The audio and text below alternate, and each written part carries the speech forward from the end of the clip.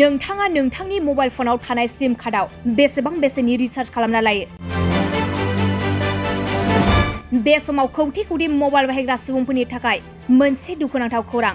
आथिखालनि जुगाव कौटि कौटि सुबुङानो मबाइल फन बाहायो आरो मबाइलाव थानाय सिम कार्डआव गासैबो सुबुङानो रिचार्ज खालामना लायो। नाथाय नोंथाङा बेसेबां बेसेननि रिचार्ज खालामो? नोंथाङा मिथिगौना रिचार्ज खालामनायनि बेसेना बेबारनिफ्राय बांगोन होनना? नंगौ, नोंथाङा थारखौनो खोनादों। बेबारनिफ्राय मबाइल रिचार्ज खालामनायनि बिबाङा बांगोन। रिचार्ज खालामनायनि बिबाङा 50 निफ्राय 250 रां बांगोन।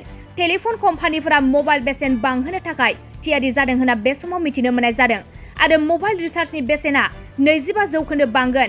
लोगोसे इन्टारनेट पेकफोरनि बेसेनाबो बांगोन।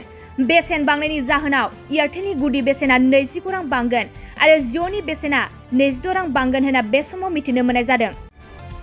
गोजोनथाव खौरां! नोंथांमोननि थाखाय लानानै फैदों MRM मेम'रियेल हस्पिटालाव गोबां बेमार फाहामथाय होनायनि खाबु।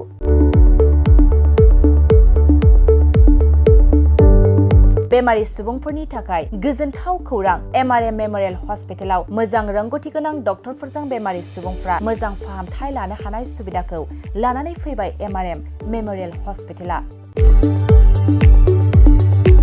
क'क्राझार सहरनि पुलिस पइन्ट आरो अमश्री हटेलनि साखाथियाव थानाय बयजोंबो मिथिसार जानाय MRM मेम'रियेल हस्पिटाला गोबां फेसिलिटिस खाबुफोर फोसावदों। MRM मेम'रियेल हस्पिटालनि फेसिलिटिफ्रानो जाबाय critical care, medicine, emergency medicine, paediatrician, pathologist, general medicine, diabetologist, OBS and gyno, cardiology, general surgeon, neurosurgery, advance laparoscopic ENT surgery department, ophthalmologist, surgical, gastroenterologist, neuropsychiatry, onco' surgery department, dermatologist, orthopaedics, residential medical officer, inter facility unit, physiotherapy, radiologist, histopathological department, urologist, emergency department, CT scan, X ray, pathology department, vaccinator department आरो MRM memorial हस्पिटालाव 24 घन्टा जेब्लाबो खुलाय थागोन। लांलाय लाबोलायनि एम्बुलेन्सनि सुबिदायाबो 24 घन्टा थागोन। गोबां मिथिनो थाखाय नैबे 9854 081 948 936 550 2048